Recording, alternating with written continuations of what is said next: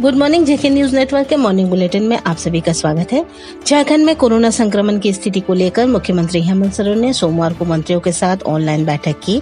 इसमें वैक्सीन की उपलब्धता, स्वास्थ्य सुरक्षा सप्ताह, तीसरी लहर की तैयारी समेत अन्य मुद्दों पर चर्चा की गई। मंत्रियों ने जनहित में स्वास्थ्य सुरक्षा सप्ताह की अवधि 7 से 10 दिनों के लिए बढ़ाने का सुझाव दिया है। इस पर मुख्यमंत्री ने कहा है कि वो गंभीरता से विचार कर रहे हैं।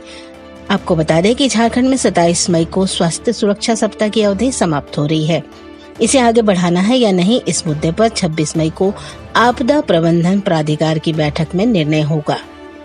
मुख्यमंत्री ने बैठक में वैक्सीन की उपलब्धता पर सर्वाधिक चिंता जताई है। उन्होंने कहा है कि राज्य में 18 से 44 वर्ष के लिए केवल 2 से 3 दिनों की वैक्सीन बची है। कंपनियों की ओर से झारखंड के लिए वैक्सीन का डोज नहीं दिया गया है। भारत सरकार द्वारा 45 वर्ष से अधिक उम्र के लोगों के लिए उपलब्ध कराई गई वैक्सीन भी 7 से 10 दिनों के लिए ही बची है। वैक्सीन उपलब्ध नहीं होने पर वैक्सीनेशन बंद करना पड़ सकता है। श्री सोरेन ने कहा कि राज्य में सभी को वैक्सीनेशन के लिए 4 करोड़ टीका की जरूरत है, लेकिन राज्य सरकार को अब तक केवल 40 लाख वैक्सीन ही मिली है। ऐसे में राज्य सरकार ने कोविड-19 वैक्सीन आयात करने का फैसला लिया है। आयात की आवश्यक प्रक्रिया शुरू की जा रही है। मुख्यमंत्री ने कहा कि झारखंड में संक्रमण दर घटने के बाद भी मृत्यु दर देश में सबसे अधिक है। ये चिंता का विषय है। झारखंड सरकार कोरोना से संक्रमित होने वाले मौत, टेस्टिंग व स्वस्थ होने वालों का आंकड़ा पारदर्शिता के साथ बता रही है और आंकड़ों के सही होने से इस महामारी से प्रभावी तरीके से निपटने में सहायता मिलेगी। झारखंड सरकार कोरोना की तीसरी लहर से बचने की तैयारी में जुट गई है। कहा जा रहा है कि तीसरे वेव में इस बार बच्चों के सबसे अधिक संक्रमित होने का खतरा बढ़ा है। इसे लेकर सरकार हर स्तर पर तैयारी कर रही है। झारखंड देश का पहला राज्य है जिसने तीसरी लहर को लेकर राष्ट्रीय वेबिनार आयोजित किया है। मुख्यमंत्री हेमंत सोरेन ने देश के जाने माने विशेषज्ञों डॉक्टरों से इस पर राय ली है। विशेषज्ञों ने कहा है कि सबसे पहले आधारभूत संरचना मजबूत करें, डॉक्टर व स्वास्थ्य कर्मी को प्रशिक्षित करें, बच्चों का जो भी रूटीन टीकाकरण होता है वो करते रहे। स्वास्थ्य विभाग के नोडल पदाधिकारी भुवनेश प्रताप ने कहा है कि सभी जिलों के अस्पतालों में 20-20 बेड के चाइल्ड केयर यूनिट बनाने का निर्देश दिया गया है। रिम्स में 100 बेड का चाइल्ड केयर वार्ड बन गया है। इन जिलों में पीडियाट्रिक्स है, वहीं चाइल्ड आईसीयू बनाया जाएगा। अन्य जिलों में यदि बच्चे संक्रमित होते हैं तो गंभीर होने पर उन्हें ऐसे अस्पतालों में भर्ती करने की व्यवस्था भी की जा रही है। उन्होंने कहा है कि विशेषज्ञों का अनुमान है कि जितने बच्चे संक्रमित होंगे उसमें 1% ही ऐसे होंगे जिन्हें अस्पताल में भर्ती करने की जरूरत पड़ सकती है। सभी जिलों में किस तरह का अस्पताल होगा, गाइडलाइन भेज दिया गया है। राज्य में कोरोना संक्रमित एक्टिव केस 20,000 से नीचे आ गया है। सोमवार की देर रात को जारी आंकड़े के अनुसार राज्य में 17,559 संक्रमितों का इलाज चल रहा है। वहीं सोमवार को राज्य में 1,394 नए मरीज मिले हैं। 33 लोगों की कोरोना संक्रमण के कारण मौत हुई है, जबकि 48,088 सैंपल की जाँच सोमवार को ही 3,291 मरीज ठीक हो गए हैं। कोरोना संक्रमण के मामले घटने के साथ ही पोस्ट कोविड संक्रमितों की संख्या तेजी से बढ़ने लगी है। कोरोना से उबर चुके लोगों में कई बीमारियों के लक्षण दिख रहे हैं। इसे देखते हुए सदर अस्पताल में पोस्ट कोविड ओपीडी को शुरू किया गया है। सोमवार को यहां संक्रमण मुक्त हो चुके करीब 23 मरीजों ने चिकित्सा परामर्श लिया।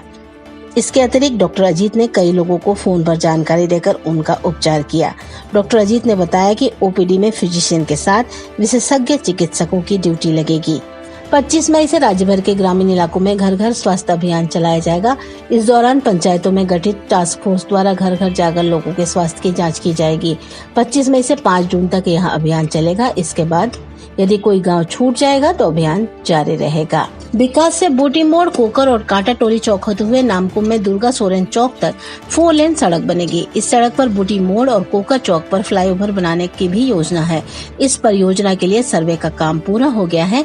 इसके सर्वे सहित अन्य कार्यों की जिम्मेदारी दिल्ली की company Shweta techno consultant private limited को दिया गया है। कोरोना के कारण न्यायपालिका से जुड़े लोगों की आजीविका पर संकट खड़ा हो गया है।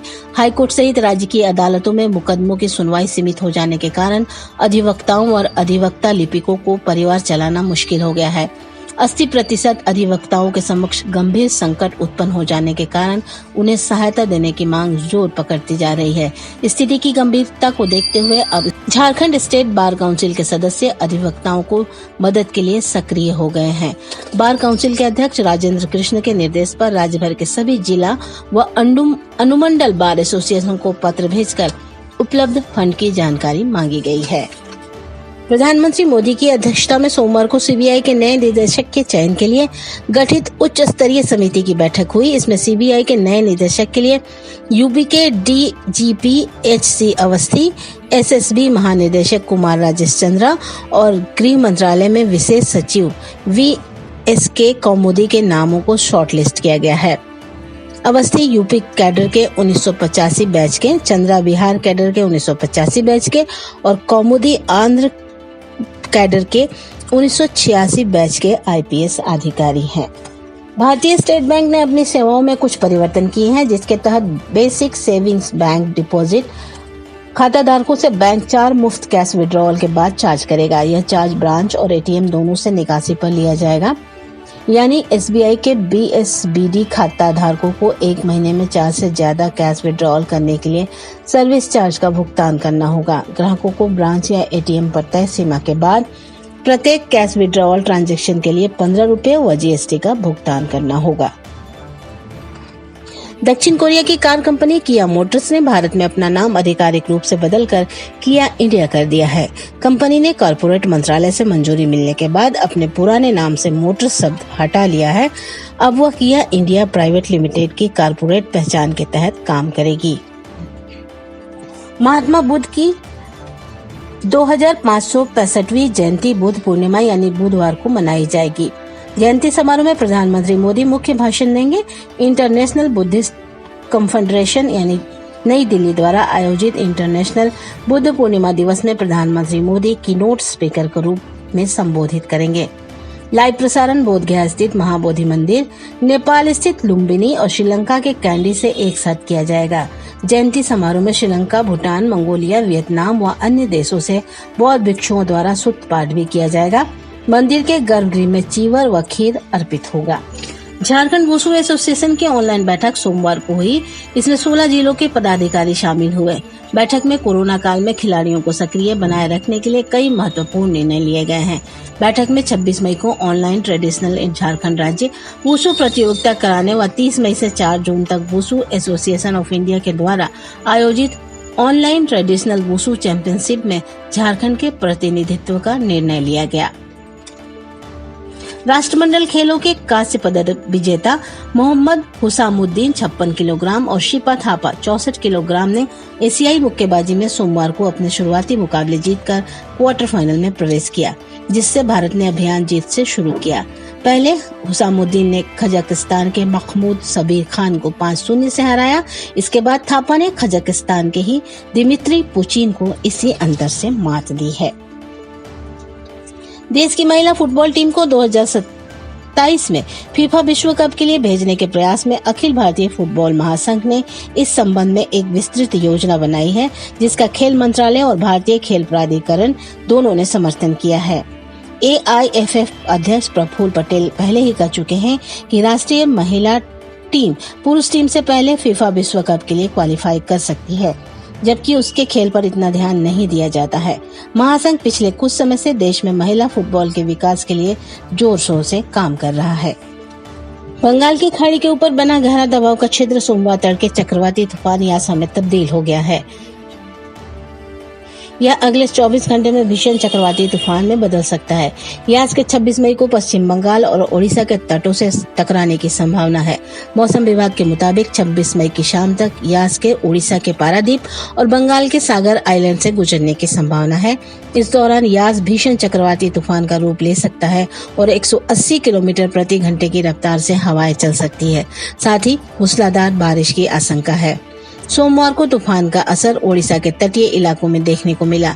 यहां हवा के साथ बारिश शुरू हो गई। चक्रवात का सबसे ज्यादा असर बंगाल और ओडिशा में देखने को मिलेगा। इसका असर आंध्र प्रदेश, तमिलनाडु, अंडमान निकोबार में दिख सकता है। तूफान से निपटने के लिए भारतीय तटरक्षक बल, नौसेना, भारतीय वायुसेना और एनडीआरएफ की टीमें बंगाल, उड़ीसा समेत 5 राज्यों में तैनात कर दी गई है। इस बीच गृह मंत्री अमित शाह ने तटवर्ती क्षेत्रों से लोगों को बचाव के साथ कोविड-19 अस्पतालों की सुरक्षा समेत यास को लेकर तैयारियों पर समीक्षा की है। 26 से 28 मई तक संभावित चक्रवात तूफान यास को लेकर केंद्रीय मंत्री पीयूष गोयल, धर्मेंद्र प्रधान और केंद्र के वरीय अधिकारियों ने सोमवार को झारखंड, ओडिशा, पश्चिम बंगाल व आंध्र प्रदेश के अधिकारियों के साथ बैठक की। इसमें मौसम विभाग के अलर्ट को देखते हुए कैसे कम से कम क्षति हो, लोगों को आपात स्थिति में कैसे राहत पहुंचाई जा सके, अन्य बिंदुओं पर चर्चा की गई। इस बैठक में यह बात सामने आई कि झारखंड के 5 जिले पूर्वी सिंहभूम, पश्चिम सिंहभूम, सिमडेगा, खूंटी व बोकारो पर यास का प्रभाव रहेगा। पूर्वी सिंहभूम में ज्यादा प्रभाव होने के मद्देनजर वहां पर एनडीआरएफ की 3 टीमें तैनात कर दी गई हैं। चक्रवाती तूफान को लेकर रांची विद्युत एरिया बोर्ड ने विशेष तैयारी शुरू कर दी है। महाप्रबंधक प्रभात कुमार श्रीवास्तव ने सभी कार्यपालक, सहायक व कनीय अभियंताओं के साथ मीटिंग की। उन्होंने सभी इंजीनियरों को अपने अपने कर्मियों के साथ डिवीजन में रहने और सब स्टेशनों की विशेष निगरानी का निर्देश दिया है। चक्रवाती तूफान के गुजर जाने के अगले 4 दिनों तक सभी इंजीनियरों एवं कर्मियों की छुट्टियां रद्द कर दी गई है। सभी डिवीजन में एक क्रेन की व्यवस्था करने का निर्देश भी दिया गया है ताकि पेड़, तार एवं बिजली का पोल गिरने की स्थिति में उसे तुरंत दुरुस्त किया जा सके। तूफान के मद्देनजर कई ट्रेनों को रेलवे ने रद्द कर दिया है। रांची खड़गपुर, खड़गपुर रांची 25 और 26 मई को रद्द रहेगी। इसके अलावा हावड़ा पुलिया हावड़ा ट्रेन 25 मई को रद्द रहेगी। साथ ही खड़गपुर गोमो खड़गपुर 25 और 26 मई को रद्द रहेगी। तूफान के लिए जो भी निर्देश जारी किए गए हैं उसका पालन जरूर करें। मॉर्निंग बुलेटिन में बस इतना ही। जेके न्यूज नेटवर्क आपसे हमेशा की तरह यही अपील करता है कि घर पर रहें, सुरक्षित रहें, मास्क, सैनिटाइजर का प्रयोग जरूर करें। कोरोना की चेन हम सभी मिलकर ही तोड़ पाएंगे। इसके लिए बस कोरोना गाइडलाइन का पालन करना जरूरी है और साथ ही वैक्सीन के प्रति कोई भी अफवाह न माने और वैक्सीन जरूर ले। आप सभी का दिन शुभ हो। नमस्कार।